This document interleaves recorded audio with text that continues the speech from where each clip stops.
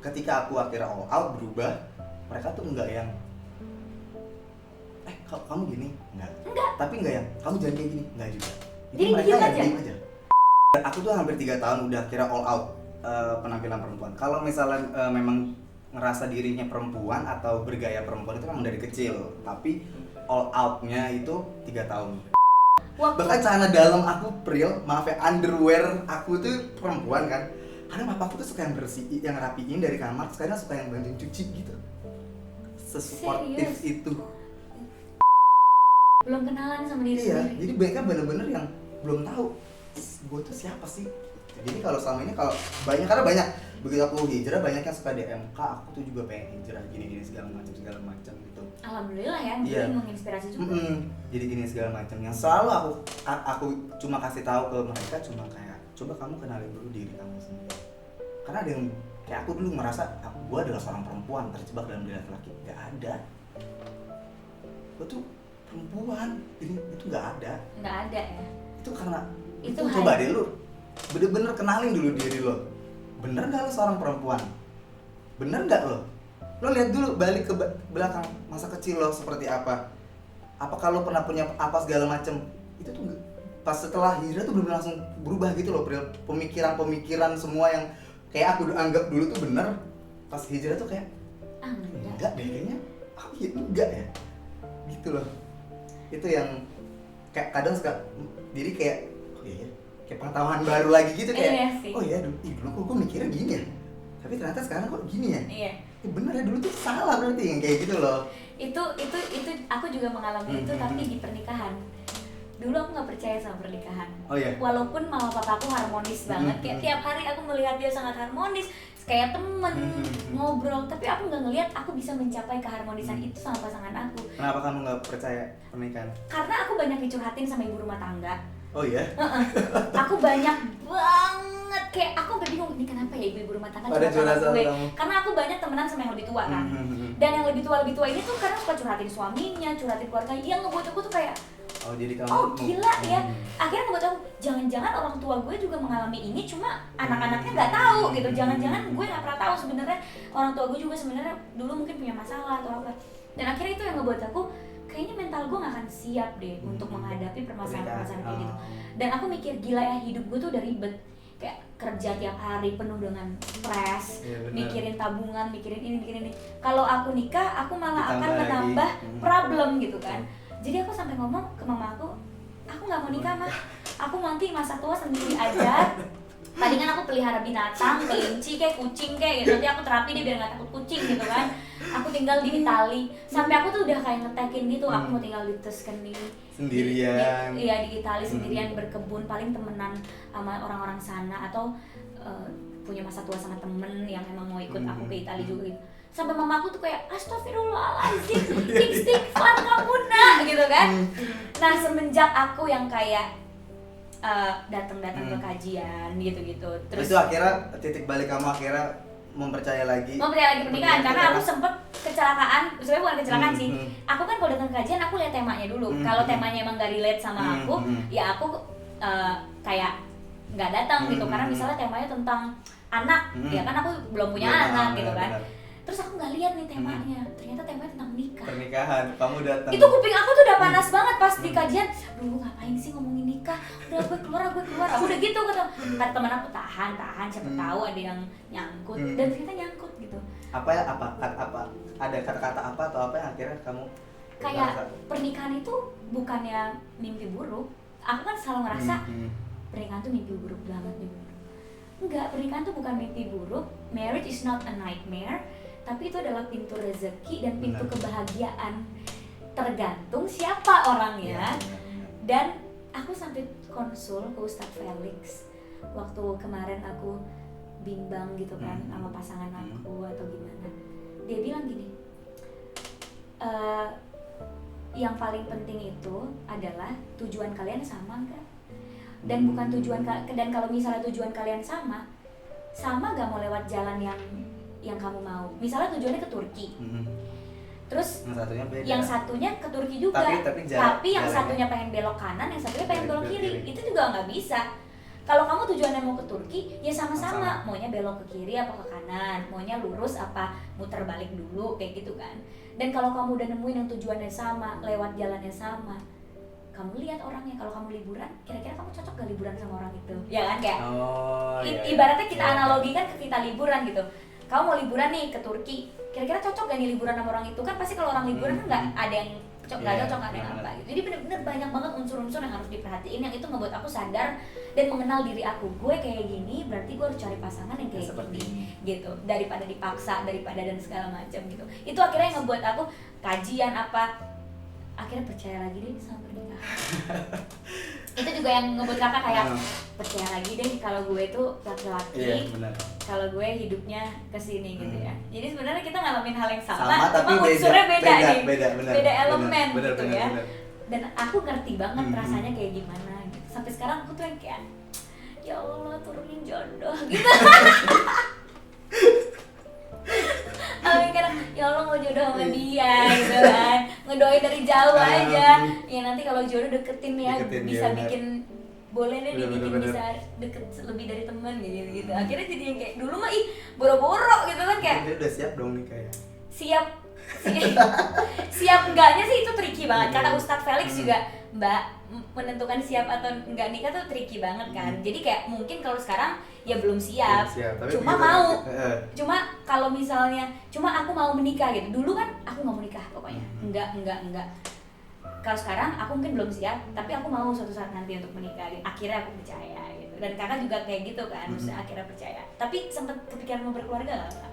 Oh iya, jadi momen pada saat itu tuh sempat ketemu seseorang di masa lalu, ketemu seorang perempuan, dan ketika hijrah segala macam udah ngomong lah kalau ya udah sekarang karirnya udah ada, insya Allah rezekinya ada, semuanya udah pernah dirasain, yang buruk-buruk udah pernah segala macam semua dicobain. Yang belum adalah nikah. Sempat ngajak, jadi niatnya waktu itu pas ngajak itu 1 tahun karena dia masih kuliah, 1 tahun lagi dia 1 tahun itu nikah. Tapi ternyata di pertengahan Allah berkehendak lain yang belum jodoh. Cuma sekarang pengen, cuma jadi ada keinginan untuk berkeluarga ada, ya? tapi susah bro kalau orang yang kayak aku tuh masih kayak gini ya. Anaknya mau, tapi orang tuanya kadang nggak mau gitu. Nah itu berat lah. Jadi kadang suka mau ngedeketin kayak, aduh anaknya sih mau gitu, kayak deket, tapi kan nanti keluarganya. Kadang berat itu kan kayak, ya banyak orang iya. nikah sama mantan waria ibaratnya kayak. Nah itu tuh yang masih kadang. Iya, banyak orang tua yang tidak se-open minded itu dan tidak bisa menerima masa lalu pasangan. Jadi kadang suka pengen kalau bilang nikah, pengen banget lah, ibadah apalagi kan. Tapi gimana? Sekarang ada gak calon-calon? Calonnya ada, cuma ya masih belum berani untuk yang gimana ya? Approach ya, gitu. Iya, karena masih kebayang karena setelah yang gagal itu sempat 2 kali deketin ini, kasus permasalahannya endingnya sama begitu juga, dari pihak keluarganya kayak nggak susah gitu. Karena akunya juga bingung kan gimana mau ngejelasinnya. Saya udah nggak jadi kayak gitu kan, nggak mungkin juga Pril. Jadi mungkin kayak, sih kak, siapa tahu kalau kakak ngomong pelan-pelan. iya sih, cuma mungkin akunya yang belum siap karena akunya juga lagi proses kan, proses yang jadi sekarang kayak lebih ya udah memperbaiki diri dulu. Toh kalau misalnya memang Allah nikah berkehendak kamu nikah gitu, ya udah pasti akan terjadi, entah siapa yang jodoh. Tapi kakak mau berapa sih? 26. Oh iya berarti 26. ya udah masih lama lah cowok ya. mah. Lama ya. Masih cowok tuh masih bisa, cewek aja bisa 30-an. Ya, cuma gimana ya Pril, semua udah pernah dirasain Pril, cuma jadi, satu doang ini cuma aja pengen nih. ada yang merangkul. Iya, semua tuh udah pernah ngalamin, ibaratnya apa juga semua udah dirasain. Ya jatuhnya sama sih kayak aku juga kayak karir udah, ya kan, kerja pendidikan udah, apalagi pergaulan udah, tinggal pasangan aja ya kan? nih. Nah ya. itu kadang cuma ya gimana, kan nikah kan nggak semudah itu. Iya, dan mungkin ada sesuatu yang nanti rezeki yang akan datang ke Nah, kakak. itu. Mungkin Allah kan ngasih rezeki lain-lain Iya, ya. mungkin Ada Allah- lewat pasangan, ada lewat siapa tahu nanti mau dikasih rezeki yang besar gitu, yang mungkin emang lebih baiknya tidak menikah dulu atau gimana. Maksudnya positive thinking aja ya. Benar. Jadi kayak aku juga positive thinking, sepupu-sepupu aku udah pada lamaran, terus aku ditanyain terus kapan, aku bilang Allah itu ngasih rezeki beda-beda. Gue dikasih rezeki dalam bentuk uang dulu, nanti mungkin dalam bentuk jodoh ya. Gue bilang sabar ya say. Karena aku tahun ini 24, sepupu aku nikah umur 24, ada yang nikah umur 21, ada yang udah nikah umur 23, teman-teman aku udah pada ngirim undangan, ada yang seumuran aku udah punya anak, jadi kayak zaman nikah muda kan. Udah zamannya. Jadi gue ditanyain mulu kapan nikah, cuma aku kalau ngaca, kayak gue belum pantas jadi ibu dah. Belum cocok ya. Nanti rebutan mainan yang ada sama Mainan anak kan. gitu kan, karena aku juga masih kelakuannya masih yang kayak suka anak-anak kecil juga gitu. Aduh, belum pantas banget bentukan gue gini hamil gitu, jadi ibu gitu. Kita nggak ada yang tahu tiba-tiba nanti 6 bulan ke depan. Ya Allah Really? gitu. Nah, terus apa pendapat kakak nih buat orang-orang yang kayak gitu tapi menentang orang hijrah gitu? Apa ya? Karena sebenarnya pemikiran berbeda sih, Pril. Dari pola pikir aja sebenarnya beda. Aku sambil mikir Iya, ya. Pola pikirnya udah beda gitu. Jadi nggak akan bisa kayak gimana, percuma juga kayak kita. Kalau aku sih selalu merasa orang yang menentang itu adalah mungkin adalah orang-orang yang itu adalah cobaan yang Allah kasih buat seseorang yang lagi berusaha menjadi orang yang lebih baik. Gimana bisa nggak nih memerangi ini gitu. Jadi apa ya tanggapannya, mungkin dan sampai detik ini pun aku juga tidak pernah menyalahkan, maksudnya menyalahkan dalam artian orang-orang yang sama seperti aku dulu gitu. Aku tidak 100% menyalahkan kalau mereka tuh salah gitu. Aku cuma bilang mereka belum ada ketemu aja hidayahnya, belum dibukakan pintunya sama Allah. Jadi ketika ada yang menentang dan segala macam, lebih kayak apa ya, ya udah itu nganggap sebagai cobaan aja sih. Karena susah juga ketika pola pikirnya beda, percuma kayak kita ngomong sama orang yang punya pemikiran beda, mau sampai kapanpun akan bertentangan gitu. Jadi ya lebih baik ya udah menikmati perjalanan ini dan peperangan Ya ini. udah. Tapi pernah gak sih sempat kepikiran mau operasi? Operasi. Kalau operasi alhamdulillah enggak sih, Bro.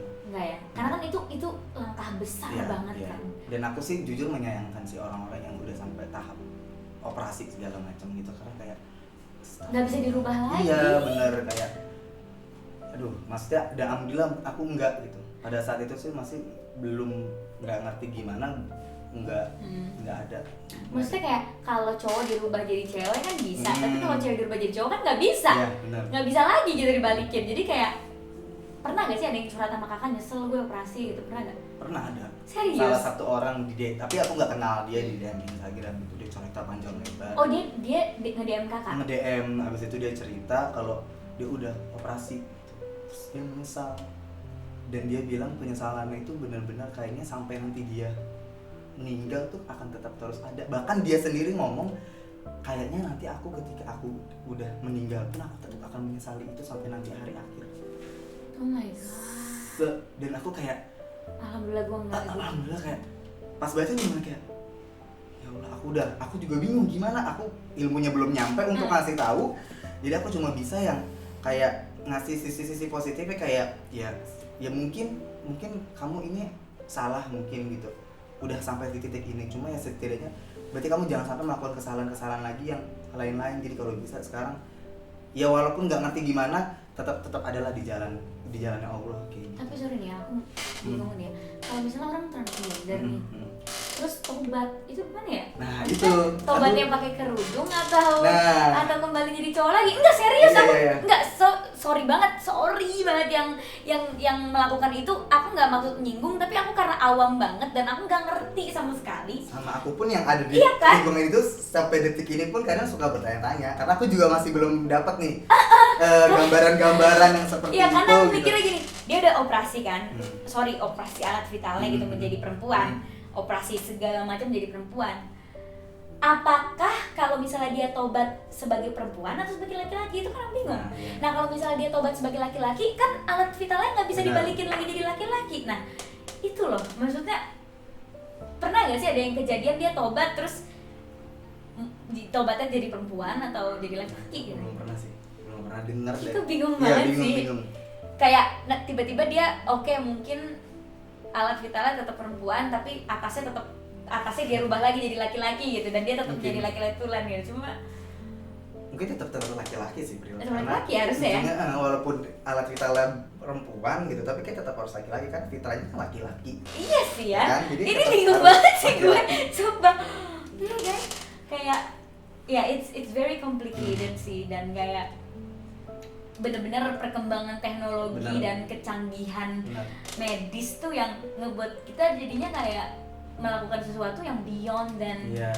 Dan itu yang mengkhawatirkan juga, yang kadang malah menjadi merusak, takutnya merusak iman kita juga. Maksudnya kita yang nggak kuat atau gimana, dengan ada teknologi yang canggih seperti itu dan dengan gampangnya ibaratnya bisa merubah apa segala macam itu ya. Yang kalau sekarang sih aku jujur takut. Kalau dulu adalah hal yang kayak wah dia keren banget ya kayak gitu-gitu kalau dulu. Serius, Tapi kalau kayak sekarang menganggap operasi keren berarti? ya ada dulu yang kayak keren banget. Oh udah, karena titik orang-orang seperti aku kan titik akhirnya adalah itu, ketika udah akhirnya menjadi perempuan, udah bisa operasi dan segala macam, itu adalah titik oke gue adalah seorang perempuan. Makanya jangan heran kalau misalnya ada orang yang seperti aku zaman dulu yang udah masa operasi, mereka tetap akan menganggap mau gimana pun mereka akan menganggap diri mereka perempuan. Itu jangan heran gitu, karena ya memang mereka menganggapnya seperti itu, bukannya mereka ya halu gitu, tapi ya memang mereka merasa diri mereka perempuan. Jadi sama kayak sahabat aku yang sekarang mungkin memang masih seperti itu gitu, tapi aku masih agak bangga sama dia. Bangga tuh dalam artian walaupun dia akhirnya udah operasi payudara segala macam, cuma satu dia janji gitu, dia memang benar-benar janji dia nggak akan ngerubah, nggak akan sampai di momen dimana dia merubah kelaminnya itu. Pas aku tanya kenapa nggak bakal merubah, buat apa? Ini adalah seorang yang kayak aku dulu ya, dia bilang ya buat apa, percuma kalau udah dirubah pun gua kan nggak akan perempuan juga gitu. Jadi aku sekarang masih kayak oke, dia masih respect. Jadi masih oke, ini anaknya masih punya batasan dan aku yakin suatu saat dia nanti pasti akan kembali. Dan aku juga respect sih sama orang yang dandannya kayak perempuan tapi gue laki, tapi gue suka aja dandan kayak perempuan. Aku respect banget, karena maksudnya nggak ada salahnya kita suka sama barang-barang perempuan kan, kayak karena jujur laki-laki kan bajunya itu aja, kemeja, kaos, jas gitu. Sedangkan perempuan kan kita punya banyak model baju yang lucu-lucu. Kalau itu sih lebih ke selera, jadi nggak masalah. Itu selera fashion menurut aku, kayak ya udah emang selera fashion dia suka sama baju-baju yang aneh-aneh dan itu cuma ada di baju perempuan, jadi ya dia pakai.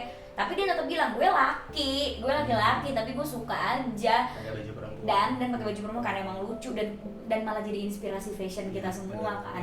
Itu aku respect banget juga. Cuma memang yang bikin aku bingung ya yang halu-halu seperti itu gitu kan, yang kayak ya Allah kita mah cewek kesakitan tiap bulan gitu kan. Mereka malah pengen ya. Dia malah halu-halu gitu, kayak emang dipikir enak kali ya.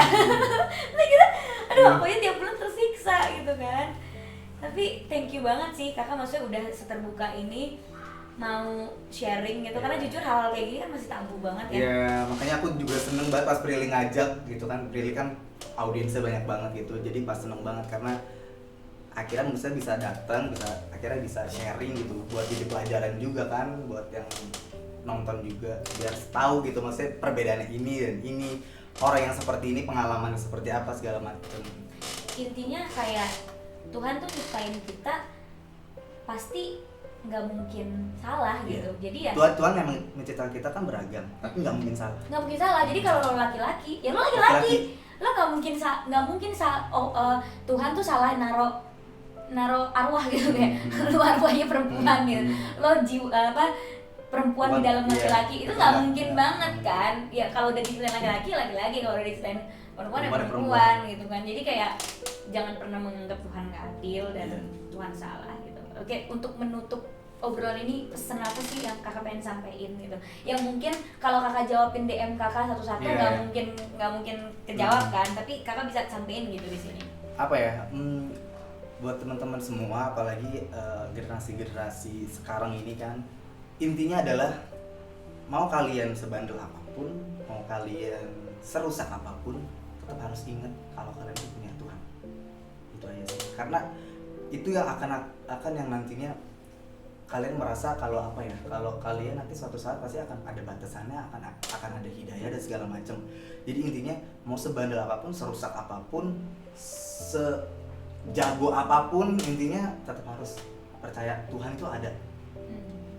Dan apapun kita akan kembali sama dia gitu. Ini cuma sementara aja. Tetap harus punya percaya, karena karena anak muda sekarang tuh kadang suka udah lupa Pril sama yang kayak gitu. Karena aku juga merasakan yang jauh ngerasa Tuhan tuh nggak ada apa segala macam. Tapi ketika ngerasa intinya punya pegangan deh agama dan ngerasa Tuhan tuh ada, udah insya Allah hidayah nanti akan dapat, akan jadi orang yang lebih baik nantinya. Itu aja.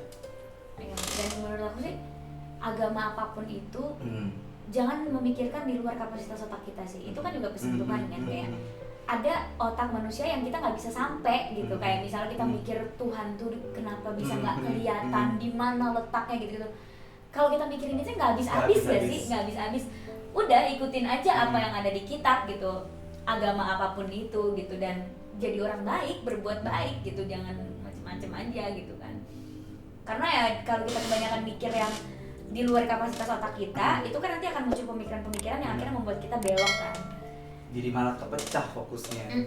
Jadi kayak ya udah gitu, kayak Tuhan bilang dia ada ya udah gitu kan. Emang kita nggak perlu tahu gimana sejarahnya, Iya, karena benar. itu bukan sesuatu yang bisa Iya. kita pikirin gitu. Jadi ya tuh audiens Mimichan, mungkin buat kalian yang posisinya sama Kak Abi atau sama Iya. aku, tadi kan aku juga sharing-sharing cerita aku kan, kayak keep going and believe in God sih. Iya. Itu that's the most important thing. Ketika memutuskan untuk berubah, jalanin apapun itu. Ya, misalnya nyoba-nyoba gaul sama teman yang kayak gini, nyoba-nyoba gaul sama teman yang kayak gitu, Benar-benar. jangan dipaksain nyaman. Iya. Kayak oke, circle gue kayak gini, yaudah deh gue paksain aja nyaman deh, menyesuaikan gitu kan. Kalau emang diri kamu bukan itu ya udah stop, cari teman-teman yang bisa membuat kamu lebih positif dan nyaman, bener-bener Dengan diri kamu sendiri. Walaupun temennya jadi dikit ya nggak masalah, yang penting berkualitas. Iyalah. Iya kan? Daripada banyak-banyak. Daripada banyak Buat tapi apa? toxic dan ngebuat kita jadi Banyak-banyak menghamburkan. terus mereka selalu berbuat dosa. Nanti dosanya itu dikumpulin bareng buat kamu juga. Iya kan, makanya teman-teman yang suka gibah ya kita jadi ikutan gibah, Iya, ya kan? benar.